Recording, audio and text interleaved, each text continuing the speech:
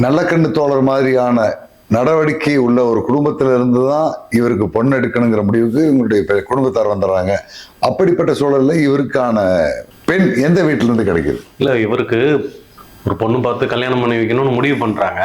ஆனா யாரு வந்து பொண்ணு கொடுக்கறதுக்கு தயாரா இல்லையே. எப்படி இப்படி இருக்கிற ஒரு பையனுக்கு பொண்ணு கொடுத்து போலீஸு ஜெயிலுன்னு போயிட்டா இப்போ தலைமறைவா இருக்கிறது யாரு கொடுப்பாங்க அப்படிங்கிற மாதிரியான ஒரு தயக்கம் இருந்திருக்கு. அவரோட அரசியல் ஆசானா இருக்கிற இந்த வானமாமலைன்னு சொல்லி இவரோட அவருக்கு குருவா அவர் பார்க்கிறவர், நல்ல கண்ணையாவுடைய குருவா, தனக்கு குருவா அவர் நினைக்கிற மாதிரியான ஒரு நபர். அவரு வழிகாட்டுறதுக்கு பேர்ல மருதன் வாழ்வுங்கிற ஒரு கிராமத்துல அன்னசாமின்னு ஒருத்தர் இருக்காரு. அவரு வந்து அவருக்கு பொண்ணுங்க இருக்காங்க. அவரோட பொண்ணு வந்து நம்ம என்ன கேட்டு பார்ப்போம், அவரு வந்து ஒரு கம்யூனிஸ்ட் தான், அவரோட பொண்ணு வேணா கேட்டு பார்ப்போம்னு சொல்லி அவரோட முடிவுல தான் வந்து அவர்கிட்ட பொண்ணு கேட்கறதுக்காக பண்றாங்க. யார் இந்த அன்னசாமி? அன்னசாமிங்கிற ஒரு மருதன் வாழ்வு பகுதியில் இருக்கிற அன்னசாமி தேவர்னு அறியப்படுற அன்னசாமி. பொதுவாகவே இப்போ நான் வந்து இந்த சாதி பெயரோட ஒரு அடையாளத்துக்காக அவங்க வந்து குறிப்பிட்டு சொல்லிட்டு இருக்காங்கல்ல, அதை தவிர்க்கணுங்கிறதுக்காக நான் அந்த அன்னசாமி, அப்போ அன்னசாமி தேவர் அப்படின்னா பெரும்பாலும் தெரிஞ்சிருக்கும். அந்த பேரை சொன்னாதான் தெரியுது. நிறைய பேருக்கு அது வந்து முத்துராமலிங்கம் தேவர் யாரு அப்படின்னு, முத்துராமலிங்கம்னு சொன்னா யாருன்னு தெரியாது மாதிரி. அப்போ அவருக்கு வந்து அன்னசாமி தேவருங்கிறவரா அப்படி நம்ம ஒரு அடையாளப்படுத்த வேண்டாங்கிறது தான். ஏன்னா இந்த சாதி அடையாளங்கள் வேணாம் அப்படின்னு நினைக்கிறவர் நல்ல கணக்கு. கடைசி வரைக்கும் அப்படித்தான் இருந்தார். கடைசி வரைக்கும் அப்படிப்பட்டவராக தான் இருந்தாரு. ஏதோ கிடைச்ச தகவலின் பேர்ல அவர் வந்து ஒரு குறிப்பிட்ட சாதிக்குள்ள அடக்கிறதுக்கான முயற்சிகள்லாம் கூட நடந்தது. ஏன்னா அவரோட கல்யாண பத்திரிகையில அவரோட சாதியை குறிப்பிட்டு இவரோட பேர்ல குறிப்பிட்டு இருந்ததா வந்து நல்ல கண்ணு தோழரோட பேர்ல சாதி குறிப்பிட்டு பத்திரிகை அடிச்சிருக்காங்கிறத சொல்லி ஒரு விமர்சனம் கூட வந்துட்டு இருக்கு பின்னாளில்.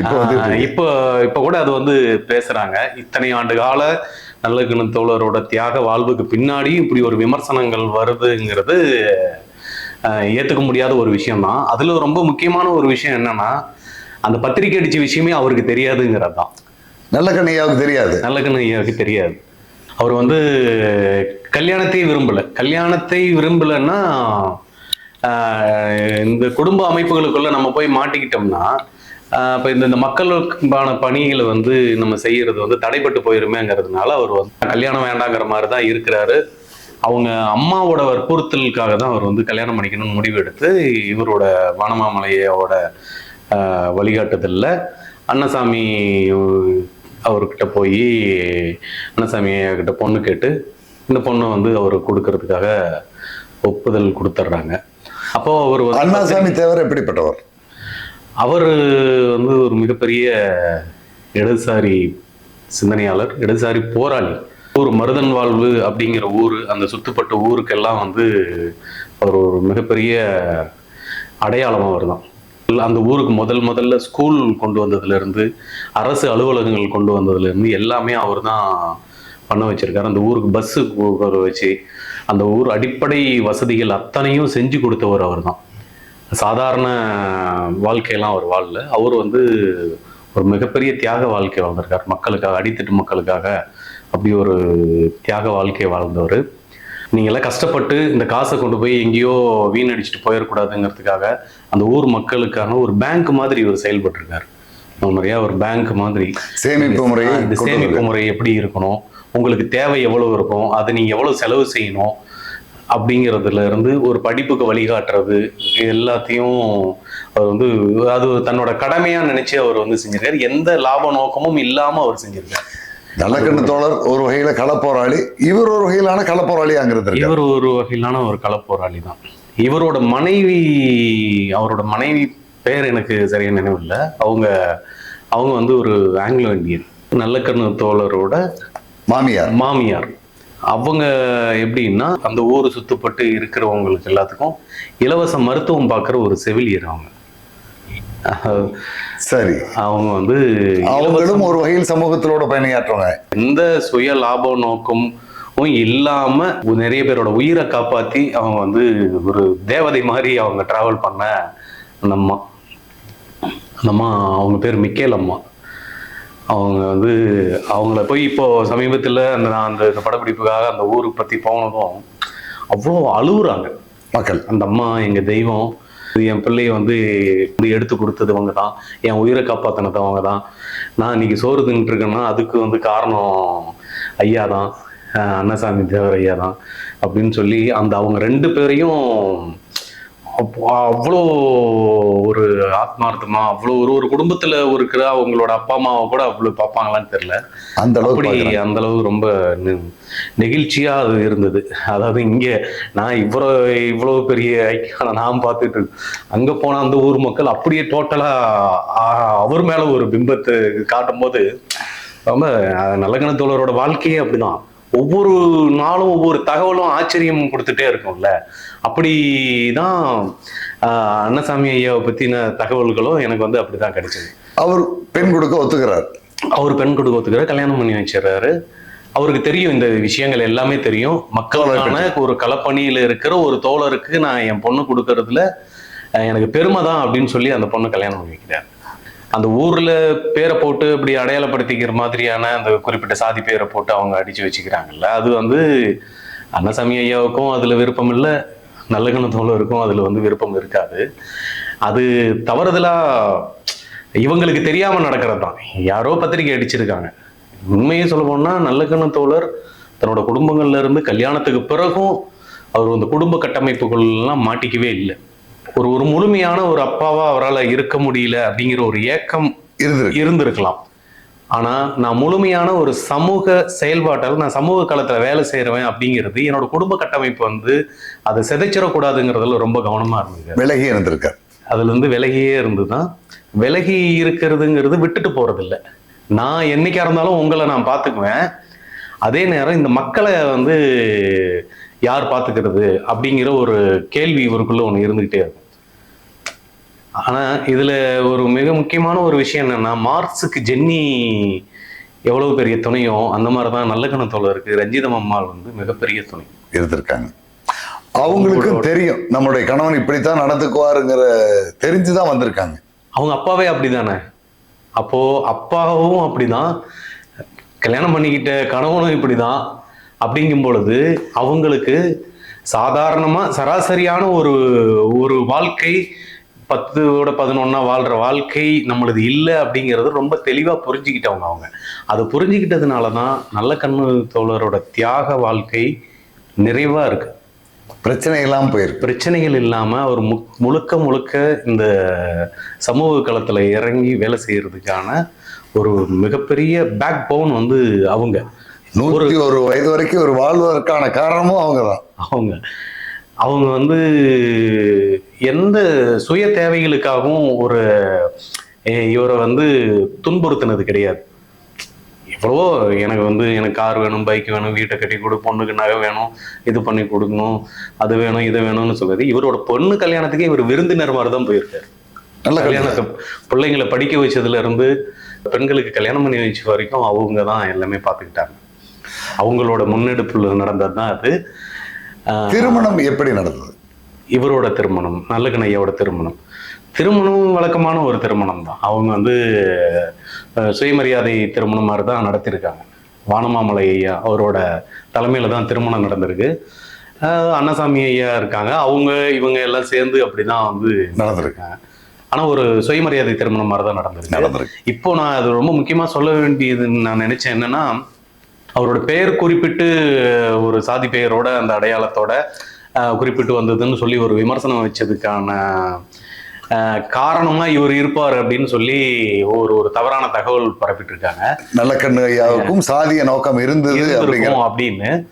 அது நான் என்னோட அளவுல நான் டிராவல் பண்ண, நான் இவ்வளவு பேர்கிட்ட பேசி இருக்கிற அந்த ஊர்ல போய் நான் பார்த்தது, அவர் கல்யாணம் பண்ண ஊர், இவரோட பிறந்த ஊர், இவர் காலடி தடம் பட்ட எல்லா ஊர்லயும் நான் டிராவல் பண்ணியிருக்கேன். இவருக்கு ஒரு சிறு துளி அளவுலையும் சாதிய பற்று ஒரு துளி அளவுலையும் இருந்ததே இல்லை. அப்படி ஒருவேளை இருந்திருந்தால் அன்னசாமி தேவர் என்று அழைக்கப்படுகிற அன்னசாமி ஐயா வெட்டி கொல்லப்பட்டு படுகொலை செய்யப்பட்ட போது அந்த சாதிய கலவரங்களை வந்து இவர் முன்ன நின்று தூண்டி விட்டு மிகப்பெரிய ஒரு கலவரத்துக்கு காரணமா அமைஞ்சிருக்கலாம். அங்க வந்து சாதிய காரணங்கள் காட்டி படுகொலைகள் நடந்துகிட்டே இருக்கும். அது அந்த கொலை எப்படின்னா எண்ணிக்கைக்காக கொலை செய்யறது. இந்த சமூகத்துல ஒருத்தன் செத்துட்டா அந்த சமூகத்துல ஒருத்தன் சாகணும். நூற்றுக்கணக்கான பேர் செத்துட்டு இருக்கும்போது 103வது பேரோ 104வது பேராவோ அண்ணாசாமி தேவரை கொல்றாங்க. வேற ஒரு சமூகம் கொல்லுது. அந்த எதுக்காக கொள்றாங்கன்னா எங்க சமூகத்துல ஒருத்தருக்கு இது பண்றாங்கன்னு சொல்லி இந்த சமூகம் வந்து வெட்டி இவரையே கொள்றாங்க. எவர் ஒருவர் அந்த ஊருக்கு கடவுளாக வந்து பார்க்கப்பட்டாரோ, எந்த மக்களுக்காக அவர் வந்து உழைச்சாரோ, எந்த மக்களோட வாழ்க்கை மேம்படணும் அப்படின்னு சொல்லி நினைச்சாரோ அவரையே வந்து கலவரங்களின் போது ஒரு எண்ணிக்கைக்காக ஒரு படுகொலை செய்யப்படுறாங்க. 80 வயசுல எட்டி தப்பிச்சு ஓடி எந்த இதுவுமே செய்ய முடியாத நேரத்துல அசைவு இல்லாம அவர் பேப்பர் படிச்சுட்டு இருக்கும்போது வெட்டி கொண்டுட்டு போயிட்டாங்க. அதுக்கு எதிர்வினை ஆற்றணும் அப்படின்னு சராசரியா இருக்கிற ஒரு இடத்துல நல்லகண்ண ஐயா நினைச்சிருந்தா அவர் வந்து அரசியல்ல மிக முக்கியமான ஒரு இடத்துக்கு வந்துட்டாரு. அரசியல்ல அவர் என்ன நினைச்சிருந்தாலும் அவரால் அந்த இடத்த செஞ்சிருக்க முடியும். ஆனா அந்த கலவரங்களுக்கு முற்றுப்புள்ளி வைக்கணுங்கிற மாதிரி அவர் ஒரு முடிவு எடுத்து இது யாரால் நிகழ்த்தப்பட்டது, யாரால இது செய்யப்பட்டது அப்படிங்கிறத, இது வந்தா இந்த கலவரம் தொடரும் அப்படிங்கிறதுக்காக, இது அண்ணாசாமி தோழரோட இந்த படுகொலைகள் முற்று பெறணும் அப்படிங்கிறதுக்காக நல்லகண்ண தோழர் வந்து ஒரு முடிவு எடுத்து அந்த படுகொலைகள் செய்யறத வந்து அதோட நிறுத்தினார். இந்த தொடர் கொலைகளுக்கு முற்றுப்புள்ளி வைக்கக்கூடியதா இருக்கும் அப்படிங்கிறதுக்காக அந்த விஷயத்துக்கு ஒரு அது யாரு, அவங்களுக்கு என்ன தண்டனை, அதை பத்திலாம் இல்லை. இந்த கலவரங்கள் இதோட நிறுத்தணும். சட்ட ரீதியாகவும் அவங்களை தண்டனைக்குள்ளாக்கணும்லாம் நினைக்கல. இல்லை, முடிச்சு இந்த கலவரங்கள் நிறுத்தணும் அப்படிங்கிறது மட்டும்தான் அவரோட நோக்கமா இருந்தது. அதுக்கு பிறகு இல்லை. அதோட அந்த கலவரங்கள் முடிஞ்சிருக்கு. களத்துல இறங்கி அந்த வேலையை செய்யறார். இவர் கொடுத்த அந்த ஸ்டேட்மெண்ட் தான் அந்த கலவரங்களுக்கு முற்றுப்புள்ளி வைக்குது. தென் மாவட்டங்கள் நடைபெற்ற மிகப்பெரிய சாதிய கலவரங்கள் நடந்ததுக்கான, அது நிறுத்தப்பட்டதுக்கான காரணம் வந்து நல்லகண்ண தோழர். திருமண வாழ்வுக்கு பிறகும் இவர் தலைமறைவில் இருக்கிற சூழல்கள்லாம் இருந்திருக்கு. அந்த நேரத்துல குடும்பத்துக்கு வர போக அவங்களோட மனைவியோட வந்து போகல இருந்திருக்கிறா. சிறைக்கு போயிட்டு வந்ததுக்கு அப்புறமா தான் இவர் கல்யாணம் நடந்தது. இந்திய சுதந்திரம் வாங்கினதுக்கு பிறகும் வந்து கம்யூனிஸ்ட் தடை செய்யப்பட்ட அமைப்பா தான் இருந்தது. இவர் குடும்பத்தோட ரொம்ப தொடர்புல இருக்கணும் அப்படிங்கிற மாதிரியான எண்ணத்துல அவர் இருந்ததே இல்லை. எங்கேயாவது ஏதோ ஒரு ஊர்ல எந்த நேரத்துல எங்க இருப்போங்கிறது வந்து தெரியாமலே இருந்துகிட்டு தான் இருந்திருக்காரு.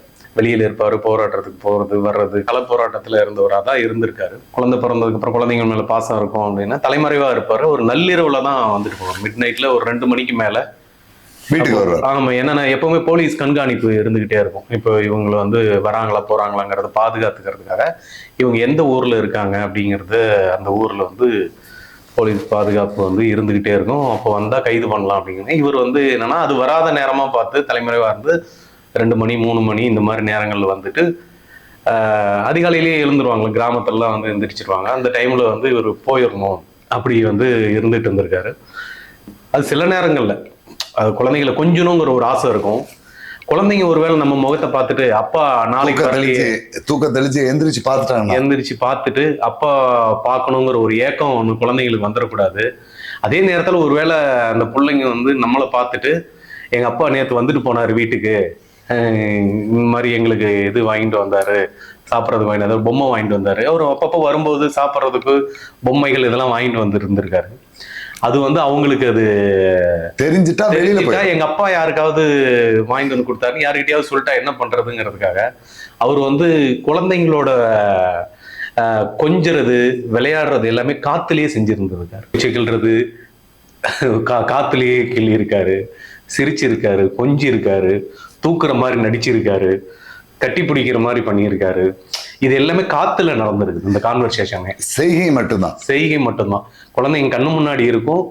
ஆனா இவரு வந்து கொஞ்சம் தூரத்துல இருந்து இது பண்ணியிருக்காரு. அப்ப குழந்தைங்க மேல பாசம்ங்கிறது ஒரு பக்கம் இருந்தாலும் அந்த குழந்தைகளோட பாசம் வந்து இந்த சமூக களத்தில் வேலை செய்யற நமக்கு தடையா இருந்துடக்கூடாதுங்கிறதுக்காக ரொம்ப தெளிவா இருந்திருக்காரு. இது ஒரு குறிப்பிட்ட நாட்களுக்கு இப்படியே இருந்திருக்காரு. இருக்குல்ல என்னன்னா, இந்த நள்ளிரவுல வந்துட்டு போறதுனால ஒரு இப்போ திடீர்னு அதிகாலையில யாரோ ஒருத்தர் இப்படி வீட்டுக்கு வந்துட்டு போறாங்க அப்படிங்கிற மாதிரியான ஒரு ஊருக்குள்ள அரசல் புரசலா செய்தி போயிருது. நல்ல கண்ணு ஊர்ல இல்ல, இந்த ரஞ்சிதம் வீட்டுல வந்து யாரோ நைட்ல யாரோ வந்துட்டு போறாங்க அப்படிங்கிற மாதிரியான ஒரு செய்தி ஒண்ணு அப்படி வெளியில பரவிட்டு, ஏதோ ஒரு அந்த அங்கங்க பேச ஆரம்பிச்சதும் இந்த அம்மா ரொம்ப மனசளவுல வந்துட்டாங்க. அவங்களுக்கு தெரியும் அவங்க வந்தது யாரு, அவங்க யாரு, அவங்களோட அப்பா யாரு, தன்னோட கணவன் யாருங்கிறதெல்லாம் அவங்களுக்கு தெரியும், எல்லாமே தெரியும். நீ களத்துக்கு போகாத, நீ வீட்டோடயே இருன்னு சொல்ற அளவுக்கான ஒரு சராசரியான ஒரு பொண்ணு அவங்க இல்லை. அதனால அவங்க என்னன்னா, ஒண்ணு நீங்க போராட்டத்துல இருக்கீங்க, நீங்க வந்து தலைமறை வரீங்கன்னா அங்கேயே இருங்க. அப்படி இல்லைன்னா நீங்க நேரடியா வாங்க, மக்களுக்கு தெரிய வந்துட்டு போங்க. ஒரு மாதிரி இந்த மாதிரி தவறான தகவல்கள்லாம் வந்து பரப்புறாங்க, அது ஒரு மாதிரி சங்கடமா இருக்கு அப்படின்னு சொல்லி அவங்க வருத்தப்பட்டிருக்காங்க. நம்ம மற்றவங்களோட வாழ்க்கைய, மற்றவங்களோட கஷ்டத்தை நம்ம வந்து பார்க்க தெரிஞ்ச நமக்கு, நம்மளால இப்படி ஒரு கெட்ட பேர் நம்ம குடும்பத்துக்கே இருக்கு அப்படிங்கிறது ரொம்ப வருத்தப்பட்டிருக்காரு. எனக்கு அது தெரியாம போச்சே அப்படின்னு சொல்லி ரொம்ப வருத்தப்பட்டிருக்காரு. அதுக்கப்புறம் அவர் வந்து இனி என்ன நடந்தாலும் பரவாயில்ல, இப்படி ஒரு அவ பேர் நமக்கு வேணாம் அப்படிங்கிறதுனால அவர் வந்து நேரடியாகவே ஊருக்கு தெரிஞ்ச மாதிரியே வீட்டுக்கு வந்துட்டு வெளியில போயிட்டு தான் வந்துட்டு இருக்காரு. ஒருவேளை போலீஸை கைது பண்ணா பண்ணட்டும் அப்படிங்கிற துணிச்சலா ஒரு முடிவு எடுத்து அப்படிதான் வந்து இருந்திருக்காரு.